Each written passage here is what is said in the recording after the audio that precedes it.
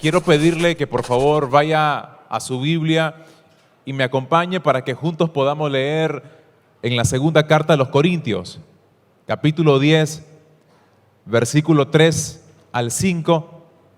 El mensaje de hoy le he titulado Fortalezas. El apóstol Pablo le escribió a esta iglesia: pues aunque andamos en la carne, no militamos según la carne, porque las armas de nuestra milicia no son carnales, sino poderosas en Dios para la destrucción de fortalezas, derribando argumentos y toda altivez que se levanta contra el conocimiento de Dios, y llevando cautivo todo pensamiento a la obediencia a Cristo. Cuando Cristo estuvo en la tierra, profetizó en un momento que Jerusalén sería destruida. En alguna oportunidad Él llegó a decir: no quedará piedra sobre piedra. Y esa profecía se cumplió por allá del año 70, después de su muerte, cuando los judíos, en un intento de rebelarse contra el imperio de Roma, fueron totalmente destruidos, no solamente en cuanto a muerte, sino toda la población sufrió la pérdida de sus posesiones. La ciudad quedó en ruinas. Y recién leía un episodio de este momento que me llamó mucho la atención. Recuerden que aquellos que levantaron todo este movimiento fueron los llamados celotes. No eran los únicos, pero eran como los que estaban en la cabeza. Y los celotes, en medio de esta revuelta de los judíos en contra de los romanos, cuando miran la ciudad de Jerusalén destruida, huyen hacia un lugar que se llama Masada o Masada, no estoy realmente muy seguro. En internet encontré los dos argumentos. En algunos casos le llamaban solo Masada, en otros le llamaban Masada. Hay una imagen que les quiero presentar. Esta ciudad era en realidad una fortaleza, una enorme montaña de piedra que funcionaba como fortaleza. En la antigüedad, antes de ese episodio de los judíos, se usaba para esa función precisamente, para resguardarse de cualquier peligro.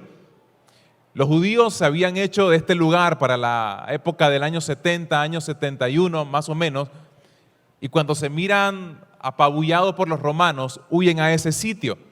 Hoy por hoy solamente podremos llegar a ver los vestigios. Como notan en la imagen, es una imagen actual, hay ruinas nada más. Alrededor de 8.000, 9.000 judíos se llegaron a esconder a ese sitio. Los romanos se dieron cuenta y evidentemente, al ser una fortaleza muy alta, tiene casi 500 metros de altura sobre el nivel del Mar Muerto. El Mar Muerto casi no se nota ahí en la imagen, pero está relativamente cerca. La altura y la posición geográfica le ofrecía cierta seguridad a aquellos que se encontraban en ese sitio. El punto es que los romanos, buscando la forma en cómo matar, dar persecución a esos judíos, logran estructurar una de las cosas que hasta el sol de hoy siguen sorprendiendo a la humanidad. Básicamente construyeron una rampa, ¿cómo se dice? Rampa o rampla. Eso. Una de esas que todavía quedan vestigios. Era de aproximadamente 100 o 200 metros para tratar de llegar hasta las puertas de la fortaleza. Cuando los judíos están viendo eso, ellos piensan, dicen los historiadores, Flavio Josefo es el que describe todo este episodio, dice de que ellos se sienten, por supuesto, atemorizados porque no saben qué hacer. Los romanos se están acercando y evidentemente el recurso militar que los romanos tienen es superior al de los judíos en esa época. Por lo tanto, solamente están esperando que en algún momento le lleguen los romanos y los terminen por matar. La construcción dilató alrededor de 6 a 7 meses. Cuando finalmente llegan los romanos, los primeros soldados se sorprenden que al subir no encuentran absolutamente a ningún ser vivo. De hecho, todos los lugares donde se estaban quedando estaban quemados, todos. Cuando siguen inspeccionando el lugar, comienzan a ver un montón de cuerpos muertos. Se sorprenden porque en teoría ahí estaban los judíos cubriéndose. Luego descubren que en realidad lo que sucedió es que los judíos, al verse en la sin remedio, decidieron quitarse la vida. Designaron a 10 hombres y esos 10 hombres le iban a quitar la vida a todos los que estaban ahí. Cuando quedaban solamente ellos 10, comenzaron a elegir quién se iba a matar hasta que quedara uno. Y ese uno tenía que suicidarse. Cuando los romanos llegan, ya no miran a nadie, al menos nadie con vida. Todos habían muerto. La escena me puso a pensar en esto, cómo se repite desde un plano espiritual. Vaya otra vez, por favor, a la carta del apóstol Pablo que leemos en 2 de Corintios, capítulo 3, y observe este detalle interesante. Aunque andamos en la carne, no militamos según la carne, porque las armas de nuestra milicia no son carnales, sino poderosas en Dios para la destrucción de fortalezas. Me parece interesante que los judíos prefirieron perder la vida antes que ser conquistados por los romanos, o que continuar siendo conquistados o dominados por los romanos. Y en un plano de nuestra vida, a veces funciona de la misma forma. Preferimos, como decimos popularmente, morir en nuestra ley antes que ceder ante cualquier propósito divino que quizás inicialmente no entendemos, nos incomoda, en algunos casos no entendemos porque no coincidimos con la forma en la que Dios nos está planteando alguna idea y por lo tanto nos cerramos a la posibilidad de vivir conforme a la voluntad del Señor. Pablo le llamó fortaleza a este sistema de pensamientos que a veces nos impide poder vivir conforme a los ideales divinos, a los valores espirituales. Me refiero a la cantidad de veces que muchas veces nosotros nos encontramos en una condición en la que nuestra mente se cierra ante todas aquellas cosas que Dios nos está planteando. Nosotros todos, absolutamente todos, nos vamos construyendo en la vida y nos construimos por diferentes razones. En pantalla le puse 4, pero probablemente hay muchas más. Número 1, nosotros, mis estimados, somos el producto de nuestra química. Cuando me refiero a nuestra química, me refiero a todo aquello que nos compone, nuestro cuerpo, biológicamente hablando, nuestras neuronas. Todo eso, de alguna u otra manera, forma lo que hoy somos. Pero también nuestras relaciones, nuestros vínculos. Las personas que conocemos llegan en un sentido a influenciar la manera en la que pensamos, la manera en la que tomamos decisiones, la manera en la que vemos la vida, la manera en la que vemos el matrimonio, la manera en la que desarrollamos la relación con nuestros padres, incluso hasta la forma en la que nos desarrollamos laboralmente. Muchas veces influenciados por las personas que llegamos a conocer. Número 3, somos el producto también de nuestras circunstancias. Lo que vivimos, las experiencias, los traumas, los momentos buenos y los momentos malos definen muchas veces la manera en la que vamos a desarrollar nuestra vida, nuestra existencia. La cultura en la que nacimos, el país en el que nacimos e incluso dentro del mismo país, la ciudad define también a veces la dinámica de vida que vamos a desarrollar. Y número 4, por supuesto, también somos producto de nuestras elecciones. Lo que usted y yo vamos decidiendo conforme van pasando los años, va también dándole forma a todo lo que hoy somos. Y el apóstol Pablo le dice a esta iglesia de que es necesario destruir fortalezas. Fortalezas que más adelante vamos a ver que están muy vinculadas, muy asociadas con nuestra forma de pensar. Me gusta esta frase que encontré por ahí. Dios está más interesado en cambiar mi mente que cambiar mis circunstancias. ¿Por qué? Porque los cambios más relevantes que usted y yo podemos llegar a tener en la vida no son los cambios externos, aunque no dejan de ser importantes, los más claves, los más trascendentales, sin embargo, son los que comienzan aquí en el corazón, los que comienzan en nuestra manera en la que percibimos la vida, la forma en la que concebimos las cosas. Todo cambio importante o relevante debería de arrancar aquí en el corazón, en la manera en la que pensamos.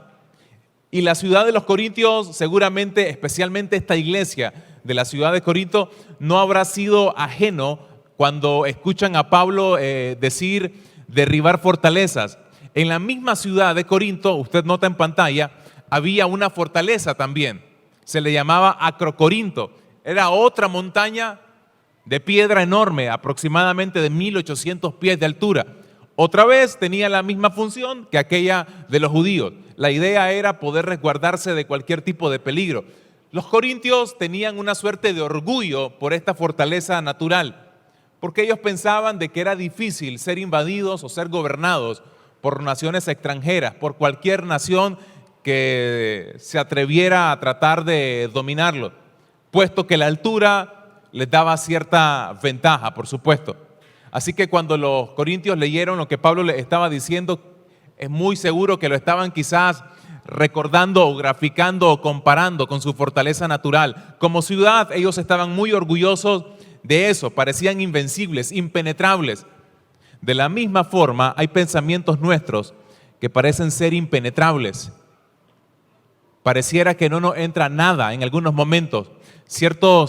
Por ejemplo, en ciertos matrimonios uno puede notar en uno de los cónyuges que se le hace difícil entender cuál debería de ser su rol. Simplemente porque no le agrada la idea, por ejemplo, de aprender a servir a su esposa. En el caso del hombre, no se mira en un rol diferente al que aprendió socialmente, donde la cultura nos dictó de que el hombre era el que gobernaba la casa y lo que él decía era lo que se hacía y nadie tenía que objetar nada. En la casa, como el hombre es el que habla, nadie más tiene que hablar, nadie más tiene que argumentar, nadie más tiene que ir en contra. Y parecería de que cuando viene la palabra y nos enseña que el hombre tiene que amar a su esposa y que ese amor es un amor sacrificial y por lo tanto está muy vinculado con el servicio, como que hace choque las ideas que Dios nos plantea con las ideas que nosotros ya tenemos establecidas en nuestro ser interior. Y así en cada uno de los aspectos en los que nos movemos, tenemos cierta forma, cierta dinámica de vida, patrones ya aprendidos, que cuando nos encontramos con Dios, choca y fuertemente con aquello que ya se construyó internamente. Quiero establecer el fundamento antes de ir a la parte práctica. Observe la palabra en pantalla que usó el apóstol Pablo y que se tradujo en español como fortaleza. Esta palabra en el griego se define de esta forma: algo que se sostiene con seguridad, algo que se estima, una posesión, algo que guardamos como un objeto valioso. Pero también la palabra fortaleza hace referencia a un bastión, un lugar seguro, un refugio. Es cualquier cosa en la que uno se apoya. Y en esencia, esos son nuestros pensamientos. Nos apoyamos en nuestra manera de pensar. Es que así se ha hecho y así siempre se tiene que hacer. Así yo miré a hacer familia, yo así miré a mi papá comportarse con mi mamá y con los hijos, con mis hermanos. Yo así miré que se hacía una empresa. Por lo tanto, no me vengan con el cuento ahora de que tengo que tener una mejor administración cuando yo todo lo he manejado aquí en la cabeza. Ese es el sistema de creencias con el que a veces tenemos que batallar internamente. Porque la Biblia, cuando uno va a ella, nos termina por confrontar. Confronta nuestro mecanismo de creencias, confronta toda la forma en la que nosotros vemos y percibimos en el mundo. Ahora, si usted sigue leyendo en este pasaje, el apóstol Pablo dice en el versículo 5, derribando argumentos y toda altivez que se levanta contra el conocimiento de Dios. Aquí lo que el apóstol Pablo está haciendo es describir de qué tratan estas fortalezas. Y la primera palabra que él usa es argumentos. Y argumentos, como usted nota, básicamente significa esto: opiniones, cálculos, razonamientos, sistema de creencias, punto de vista, teorías. Todo eso tiene que ver con una fortaleza, la forma en que yo voy construyendo mis posiciones en todos los aspectos en los que yo me muevo. Pero luego habla algo que parece también importante: altivez que se levanta. Y esta es una palabra que en griego significa cosa que se eleva y se trata de la imagen de una muralla o una torre, de la cual se lanzan proyectiles para defenderse. Se lo explico de forma más sencilla. Pablo está diciendo, nuestras fortalezas, eso que impide que pueda entrar los pensamientos de Dios en nuestra vida, son argumentos propios, formados por nuestra forma de ser, por nuestras circunstancias, por nuestras relaciones y por nuestras propias elecciones, etc. Pero de paso, se hace más complicado poder absorber las ideas de Dios. ¿Por qué? Nos levantamos y básicamente lo que hacemos es, desde nuestra posición, desde nuestra forma de pensar, comenzamos a atacar ideas que son contrarias a las nuestras. Y a veces es interesante, pero lo hacemos con Dios. Cuando uno escucha, por ejemplo, tienes que ir a pedir perdón, o al menos el principio bíblico es, ve y pide perdón a la persona que ofendiste. Y entonces la gente dice, ¿por qué le voy a ir a pedir perdón? ¿A cuenta de qué? Si el que me ofendió fue él, no fui yo. ¿Por qué tengo que hacer eso? Y comienza la lucha. Ya no basta simplemente no estar de acuerdo, sino que de paso uno dice, es que no me parece correcto, no me parece justo, no me parece que debería de ser así. Y nos convertimos en creyentes que decidimos aleatoriamente, con esto me quedo, amar al prójimo, sí, me parece bonito. Amar a mis enemigos, ahí está más difícil. Entonces paso página y voy seleccionando conscientemente, voluntariamente, aquello solamente con lo que yo coincido,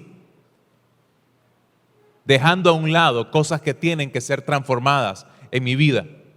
Y el apóstol Pablo nuevamente dice, tenemos que aprender a destruir todos estos pensamientos. Vamos a la parte práctica, pero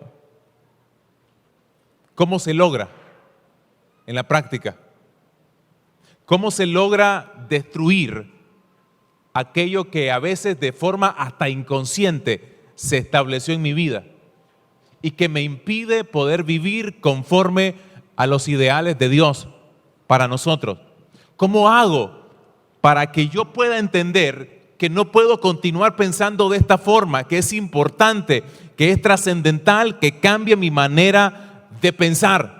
Como el apóstol Pablo luego le dice a la iglesia de los Romanos en el capítulo 12, que tenemos que transformar nuestra manera de pensar. Noten que no dice el Señor quiere transformar tus circunstancias, dice Él quiere transformar nuestra manera de pensar. Porque en nuestros pensamientos es que se aloja todo el patrón de vida que vamos a vivir de aquí en adelante. Y nuestra vida es muchas veces el resultado de las ideas que hemos establecido.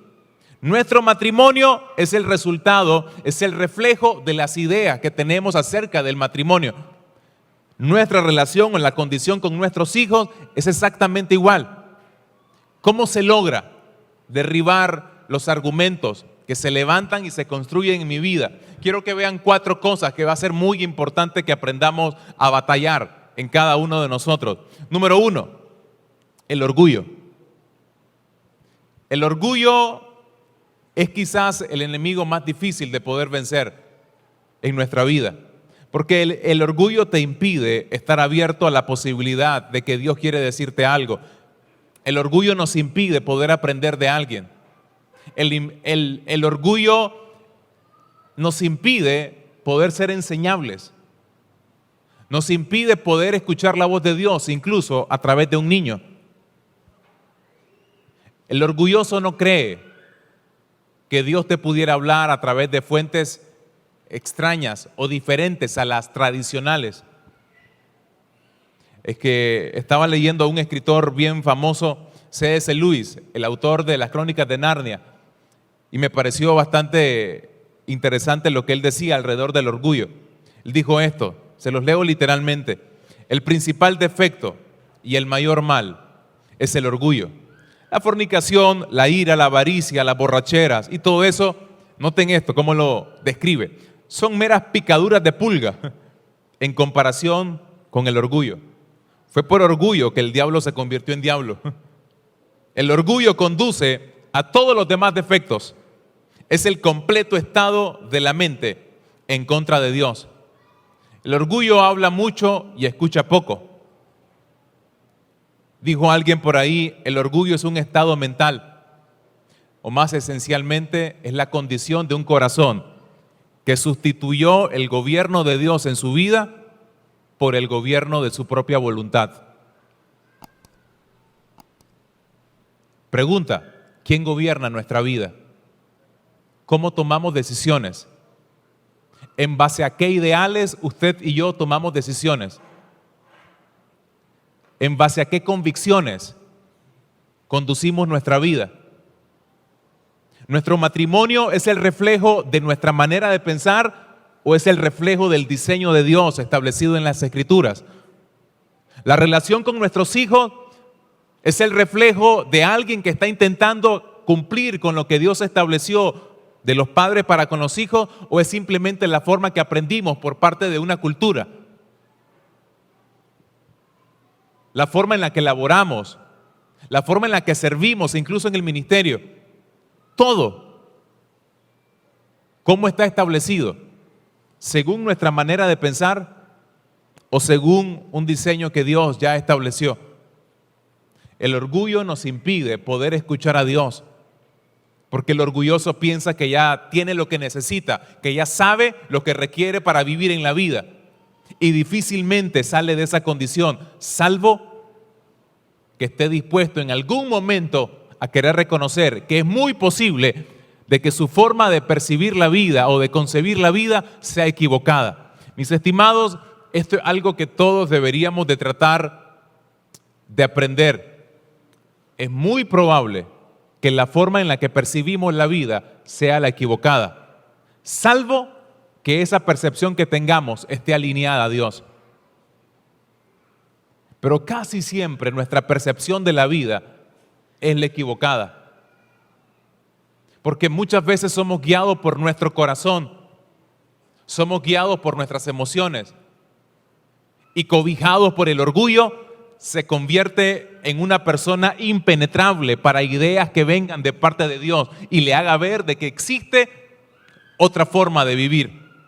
Salomón escribió en Proverbios 10, versículo 17, el que acepta la corrección tendrá una larga vida, pero quien no oye consejos no llegará muy lejos. Y solamente alguien que carga con mucho orgullo no está dispuesto a escuchar consejos, porque para él la voz más importante, ¿saben quién es? Es la suya. Para el orgulloso, la voz más importante es la suya. ¿Cuál es la voz que usted escucha? ¿Cuál es la voz que escuchamos? Eso va a definir mucho si acaso estamos en una condición como esta.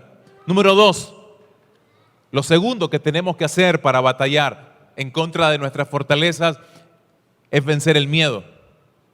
Y el miedo lo que hace es que nos lleva a abandonar muchos sueños que Dios ha depositado en nosotros. Por miedo a veces no salimos de ciertos lugares, cuando a lo mejor Dios ya hace rato nos pidió que saliéramos. Entonces el miedo nos hace sentir extrañamente seguros. Para dárselo desde este punto de vista, conozco a alguien que trabajó por alrededor de 10 años en una empresa, en una muy buena empresa donde él había crecido, pero llega un punto donde ya no había más promoción que se le pudiera dar porque ya había alcanzado la cúspide en esa empresa. Ya no había nada más que aspirar. Y entonces llega un punto donde él está frustrado porque siente que ya debe de abandonar ese lugar y no sabe qué hacer. Entonces se le propone lo obvio: anda, busca trabajo a otro sitio, mete papeles y busca sitios donde pudieras aspirar a una mejora profesional, económica, etc. Pero pasaron muchos años más y por miedo dijo, no. ¿Y qué tal si llego a la otra empresa y me corren? ¿Y qué tal si me va mal? ¿Y qué tal si fracaso en lo que vaya a emprender? ¿Y qué tal? ¿Y el qué tal? ¿Y el qué tal? ¿Y ese qué tal? Lo termina por detener. Pero no solamente así se muestran las fortalezas. ¿Saben cómo también?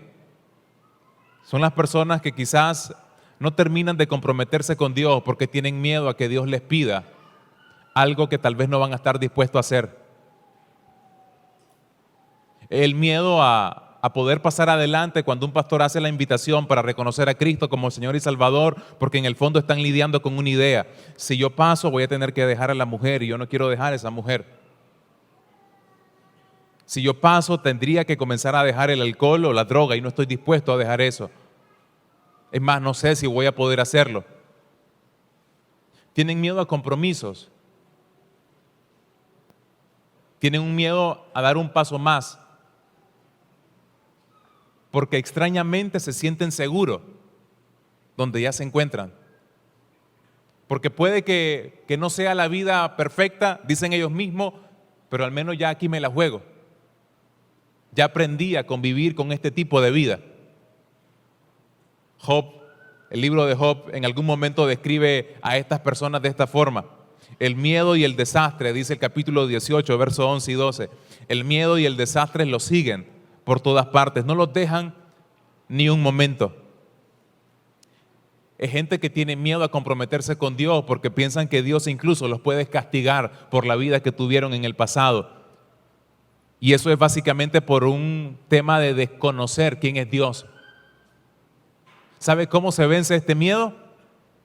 Exponiéndonos al amor de Dios, poniéndonos en sus manos y entender que Dios no va a estar para condenarte.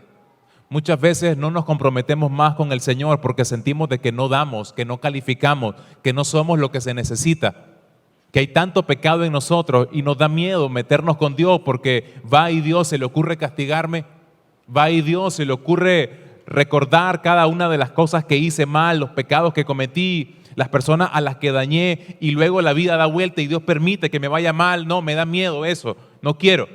Se nos olvida lo que la palabra del Señor dice, primera de Juan 4:18. En esa clase de amor, refiriéndose al amor de Dios, no hay temor, porque el amor perfecto expulsa todo temor. Si tenemos miedo, es por temor al castigo. Y esto muestra que no hemos experimentado plenamente el perfecto amor de Dios. Si piensa que Dios lo quiere castigar, no has conocido a Dios todavía. Dios es un Dios de oportunidades. Dios es un Dios que cuando mira un corazón arrepentido, contrito y humillado, pasa la página y te dice, comencemos de nuevo, arranquemos de cero, volvamos a escribir, la página está en blanco, volvamos a arrancar con tu vida. ¿Qué te parece?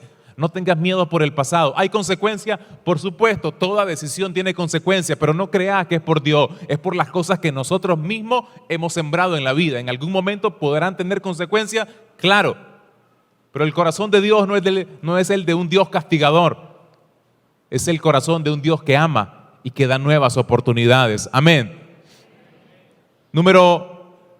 Ruth, por favor, vaya al número 3. Estaba adelantándome. Número 3. Este es el tercer asunto que tendríamos que resolver. La amargura. Cuando te aferras al dolor, al resentimiento o al rencor, no vas a ser tampoco capaz de escuchar la voz de Dios. Un corazón que está enfermo no puede escuchar a Dios.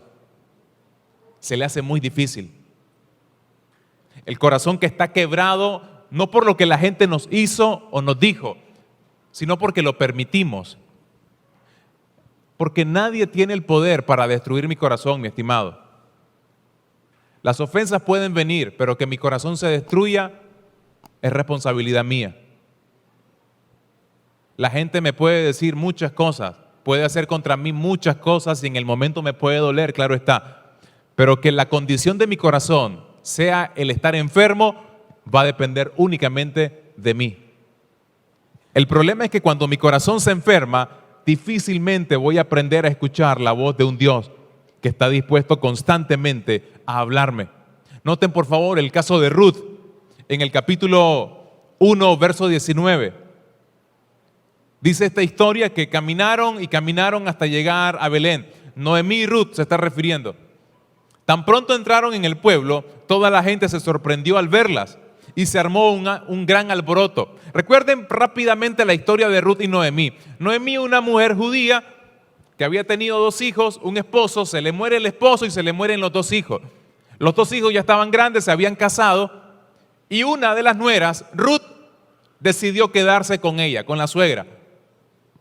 Y entonces deciden regresar a la ciudad de donde era Noemí.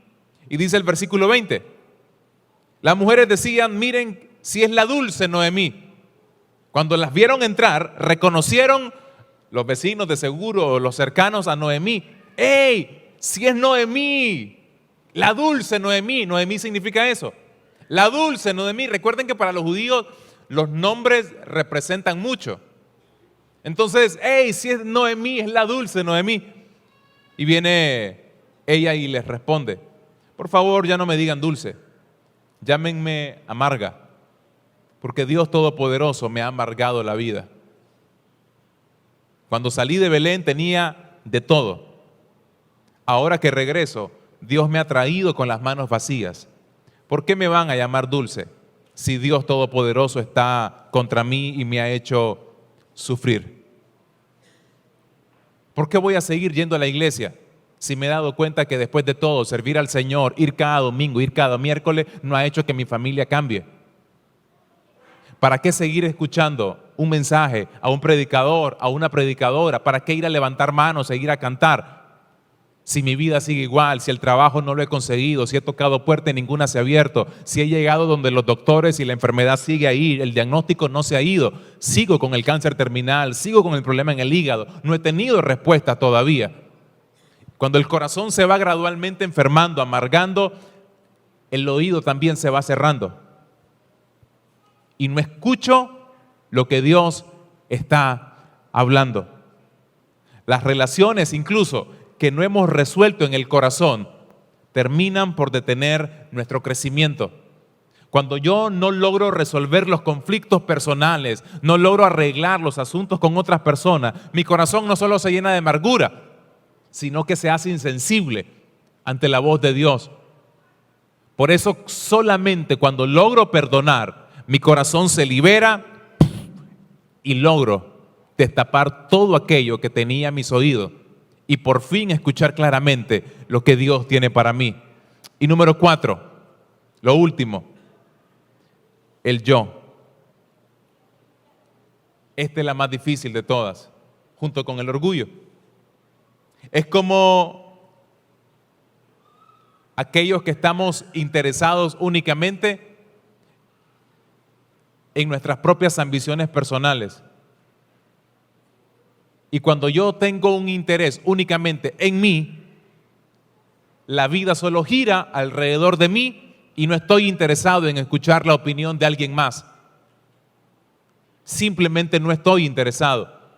En una de las parábolas, el Señor dijo en Lucas, capítulo 8, versículo 14, refiriéndose a un tipo de personas que escucha el mensaje. No dejan que el mensaje cambie sus vidas. ¿Saben por qué? Pues viven preocupados por tener más dinero y ¿qué? Y divertirse. Es la gente que lo único que les preocupa es lo que les hace falta y lo que sienten. La mayoría de nuestras preocupaciones tienen esa base. Lo que me hace falta plata, me hace falta dinero, me hace falta salud, me hace falta familia, me hace falta esposa, me hace falta esposo, me hacen falta hijos, etc. O por divertirse, la felicidad, el sentirme bien. Casi siempre la vida gira en relación a eso. ¿Y saben cuál es el problema? Que cada una de estas cosas me encarcela, me aprisiona. Y difícilmente puedo recibir lo que viene de parte de Dios para mí. Concluyo con este pasaje, 2 Corintios capítulo 10, versículo 5. Con esto cierro y le da la respuesta a esta iglesia de los Corintios y a cada uno de nosotros. El apóstol Pablo dijo en 2 Corintios 10:5, derribando argumentos y toda altivez que se levanta contra el conocimiento de Dios y llevando cautivo todo pensamiento a la obediencia a Cristo. Miren esto interesante. ¿Saben cuál es la respuesta para quitar toda fortaleza que esté en nosotros? ¿Saben cuál es? La obediencia. Es la obediencia aún sin entender las cosas que nos piden. Es la obediencia de alguien que te está pidiendo cosas, me refiero a Dios, y a veces queremos entender primero a Dios para luego obedecerle. Pero no funciona así. No siempre vamos a entender de entrada las directrices divinas. A veces no van a ser claras, a veces no va a ser entendible. Simplemente Él te va a pedir obediencia absoluta, punto. A veces yo no voy a entender por qué Dios me está pidiendo que vaya y le haga algo a alguien. Y yo diga, pero Señor, no se lo merece. Pero Señor, no cumple con esto, no le hallo lógica. Queremos vivir bajo la lógica y no estamos hechos para vivir bajo lógica, sino para ser obedientes. ¿Qué cosas Dios nos está pidiendo y nos hemos rehusado constantemente? ¿En qué cosas nos hemos aferrado a nuestra manera de pensar y no nos hemos soltado internamente? Recuerde lo que dice la palabra. El Espíritu Santo nos guiaría a toda la verdad, nos enseñaría todas las cosas y su palabra nos enseña que la verdad nos haría libres de cualquier cosa que nos pueda estar atando.